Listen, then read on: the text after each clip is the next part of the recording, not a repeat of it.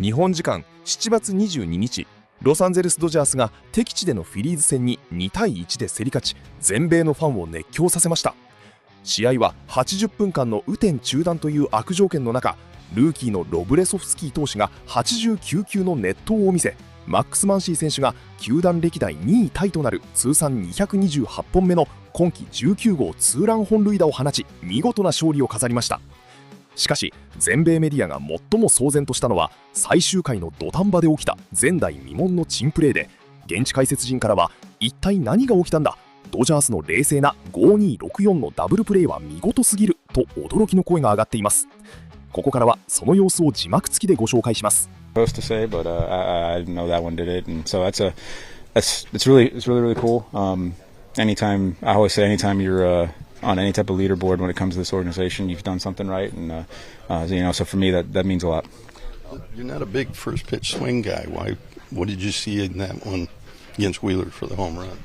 Yeah, I thought runner on first, one out. I thought he was going to try to do something to get into a double play, so I wanted to look out over and go up a little bit, and he gave me a pitch that he threw me 3 times the previous at bat, and I just started kind of right where I was looking, so I was able to get pull the trigger on it, and I didn't think I got it. I thought I hit it a little bit too low, but the ball was carrying pretty well tonight. To be able to 21 feet, you didn't think you got it. I mean, it was only 102 off the bat. To center field, that usually doesn't do it. So I wasn't sure.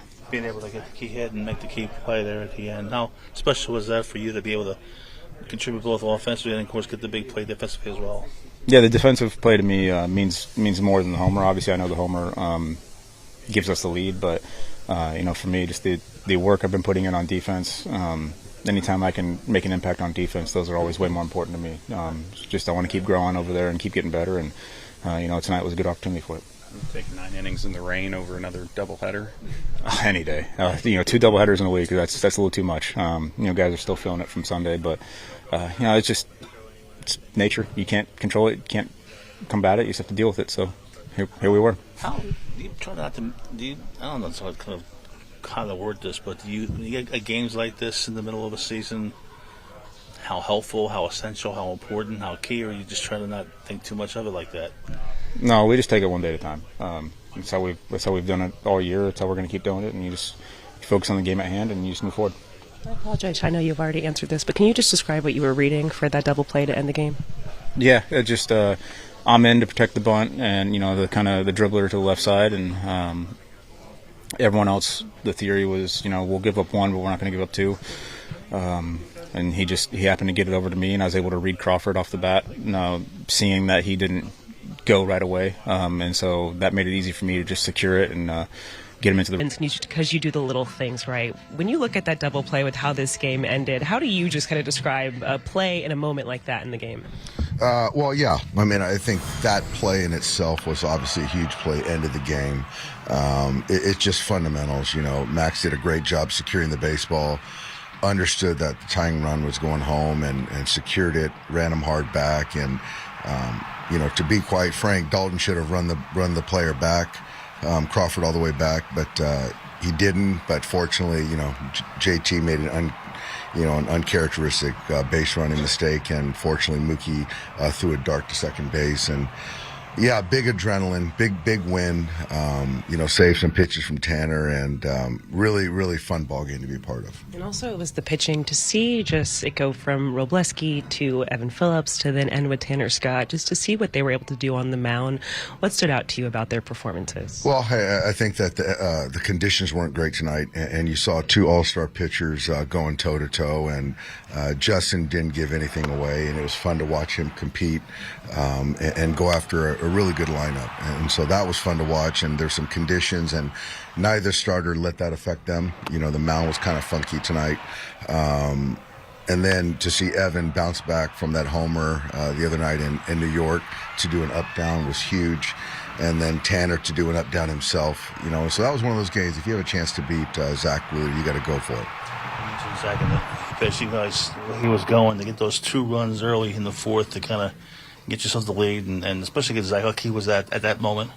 Yeah, I thought we, excuse me, I think we gave one away in the sense of, Shohei hits the single and tries to stretch to a double, and we didn't finish the play as far as Elijah Alfonso and not scoring right there. So he left one run on the table, but, Max has been swinging the bat really well, so he squared one up and, big swing. You mentioned Jordan. What was key for him tonight? For who? Your pitcher, Justin. I'm sorry. Yeah, Robleski. I think what was key is he was just he changes eye levels, he changes speeds, he changes locations. He kept those guys off balance. Got the swing and miss when he needed, put the ball in play when he needed, was efficient enough. So, he did a great job. And even to go out there for the seventh and to get Marsh right there was big, and then hand it off to the pen. You guys always kind of talk about winning moments. Is that kind of just an example of, like, even if it wasn't perfectly executed, like, just not sort of panicking in that sort of moment? Yeah, absolutely. Long season, you got to find a way to win baseball games and not try to give them away. And certainly when you're that was playoff environment. I think that you can tell how bad we wanted it, how bad they wanted it, and so you got two heavyweight teams going toe to toe, and we didn't give anything away. So I was really, really proud of the way we competed tonight.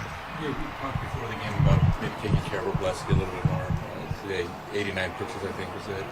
Was that kind of a function of that? That was it, yeah. I thought that, he pitched well enough to put us in a position to win the game. And I've got all the confidence in Justin, as everyone knows, as he knows. But I wasn't about to let him lose that game. I thought the stuff was starting to falter a little bit as far as the command. And, if you can curb some stressful pitches, here or there, I think that it's smart. And, it's always good when it works out. And, Evan and Tanner did a nice job tonight.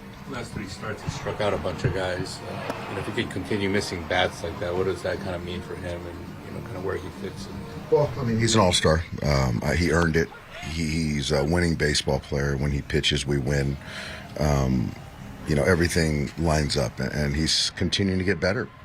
And he doesn't run from challenges. And it was good to see him, like we were talking about before the game tonight, to see how he comes out in the second half after, getting... Mercury Insurance, Allie Clifton alongside Jerry Hairston Jr., Nomar Garcia-Parra. That was a fun one. Mother Nature tried to make this one interesting. Game 2 of this 3-game series started in an 80-minute rain delay, rain throughout.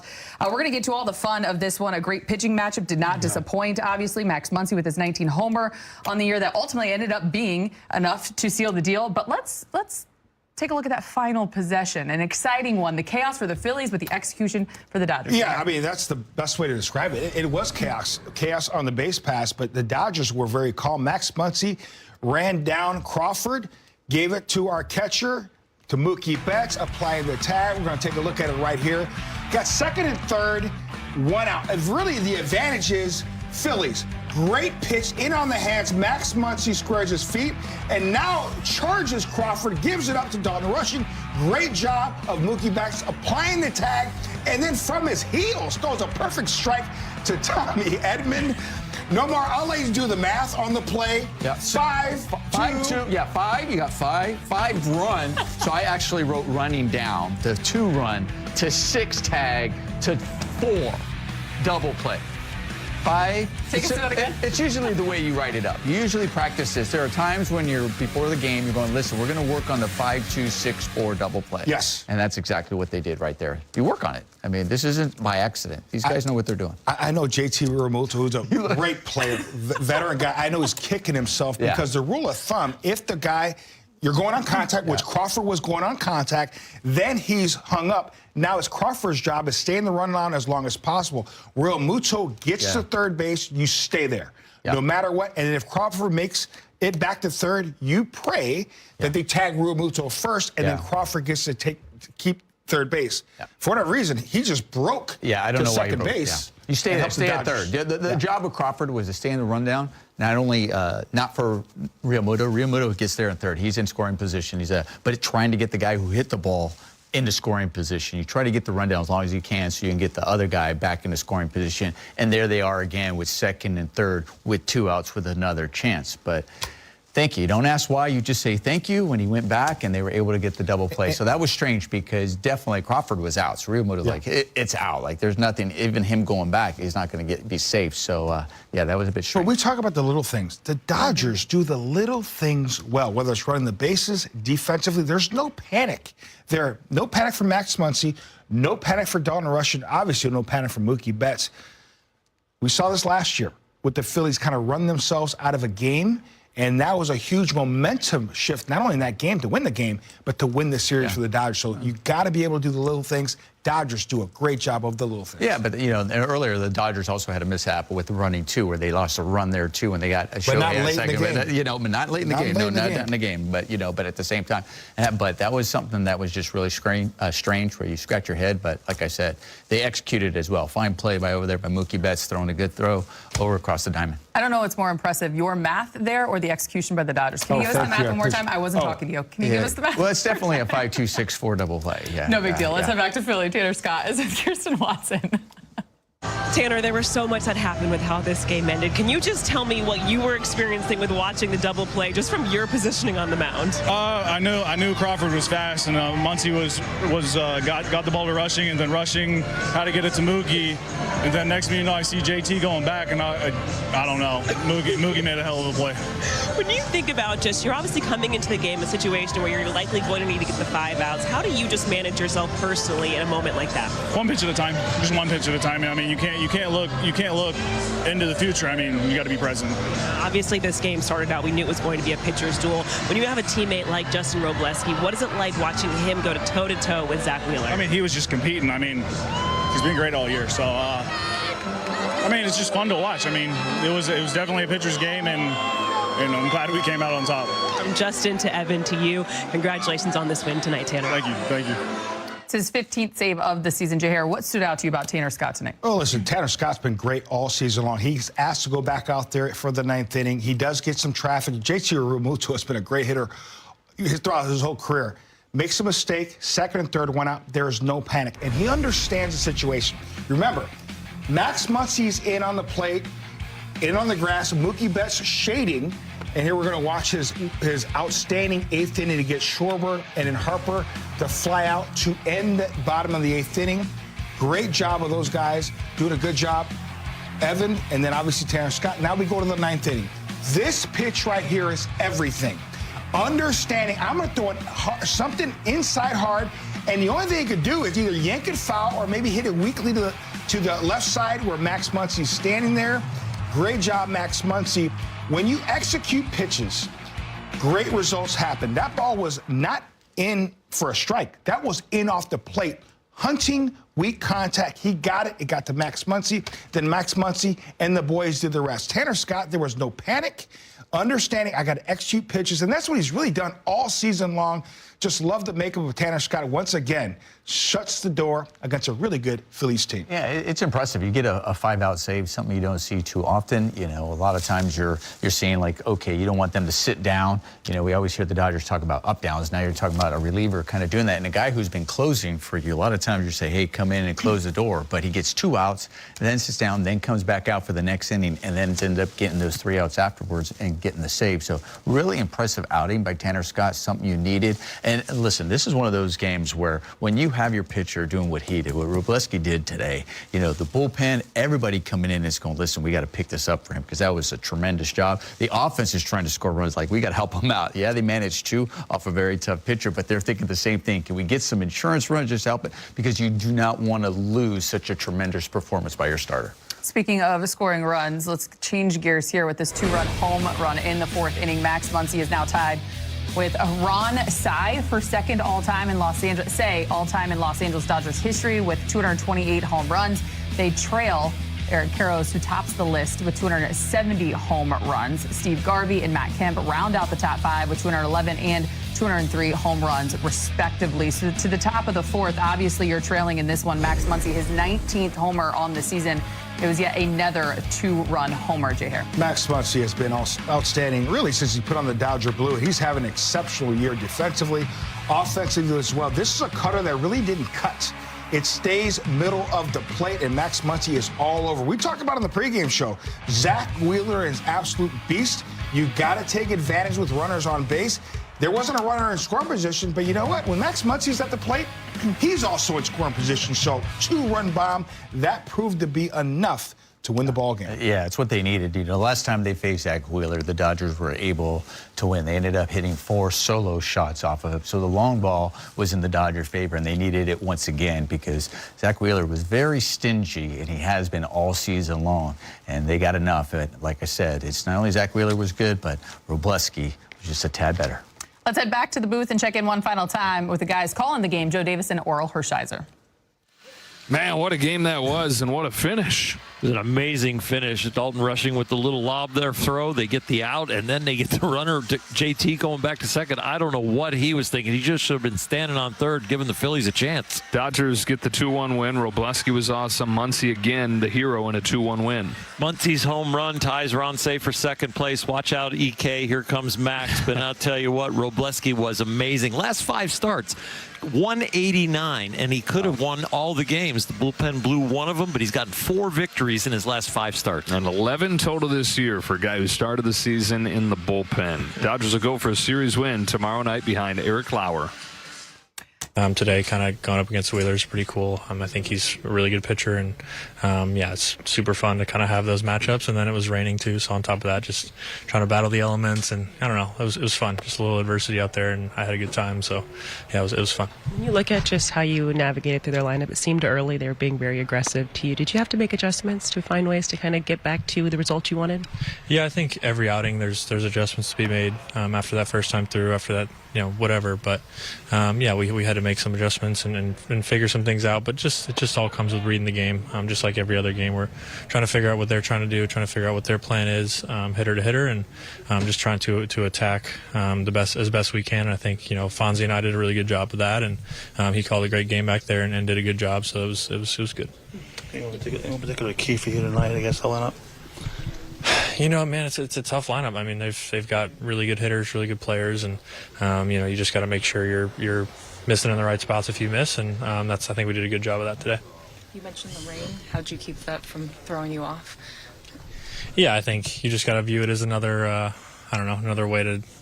I don't know. For me, it was just like, all right, let's lock in even more, just because the rain makes it a little tough. It makes it hard to grab the ball. It makes it a little tough to footing wise. It's just even if it's not actually crazy affecting you, just when it's kind of just that annoying type of rain like it was tonight, it's just more so like making sure you get the ball as dry as you can. You kind of use the rosin in a way that makes your hand as dry as possible, and yeah, just definitely takes a little more focus to kind of pitch on nights like today. You talked a little about maybe needing to be a little mindful of your workload in the second half. Do you have an idea of what that kind of looks like for you going forward? No, I think, at the end of the day, they're going to do what's best for me in my career, and I trust this organization and these people. So, my job's always to go out there and give them, whatever they need from me that day, and pitch until they take the ball away from me. And, yeah, today that was 6 1/3, and we'll see where that goes the rest of the year. How have you felt? I think you're already past last year, right? Yeah, I feel good. I feel solid. I feel like, I don't know, my workload, I guess publicly is probably a little different to what it actually is internally with the organization, because I feel like I've thrown, I threw during the playoffs last year and the year before, and throwing innings on backfields and stuff like that. I think my body's ready to just kind of handle this normal workload, but at the same time, I feel good. I think it's just another thing where you got to listen to your body. Might be making a call to Kirsch here in a couple days, trying to figure out how he did it for so long, throwing 200 a year. But no, I think just trying to lean on everybody in this organization, and yeah, figure out how to manage my body the best I can and stay. 今回の試合はまさにドジャースの勝ち切る強さと細部へのこだわり、ファインディテイルズが凝縮された見事な一戦でした。まず注目すべきは先発のルーキージャスティン・ロブレソフスキー投手の圧巻のピッチングです。80分という長い雨天中断や足場の悪いマウンドという過酷なコンディションの中、強打のフィリーズ打線に対して高低の揺さぶりと緩急を巧みに使い分け、 6.1 回を89球で抑え込みました。エース級のザック・ウィーラー投手と対等以上に渡り合ったメンタルと制球力は今後のローテーションにとっても絶大な収穫と言えます。そして救援陣の継投も見事でした。エヴァン・フィリップス投手がまたぎの登板アップダウンで嫌な流れを断ち切り、守護神タナー・スコット投手が8回から9回にかけて5アウトセーブを完璧に遂行しました。そして何より試合を決定づけた9回裏の5264のダブルプレーです。一触即発のピンチにもドジャース内野陣は一切パニックにならず、マンシー選手の迅速な本塁送球、キャッチャーのダルトン・ラッシング選手の本塁死守、そしてムーキー・ベッツ選手の見事な二塁カバーと送球ラインの判断が見事に噛み合いました。このような極限状態での基本動作の徹底、ファンダメンタルズこそがドジャースが上昇軍団であり続ける最大の理由です。皆さんは今回のロブレソフスキー投手の好投と劇的な結末となったダブルプレーについてどう感じましたか？動画を最後までご覧いただきありがとうございます。9回裏の緊迫したダブルプレーやロブレソフスキー投手の圧巻のピッチングについて、皆さんのご意見や感想をぜひコメント欄で教えてください。これからもドジャースの最新情報や試合の深掘り解説をお届けしていきますので、チャンネル登録と高評価をよろしくお願いします。次回の動画でお会いしましょう。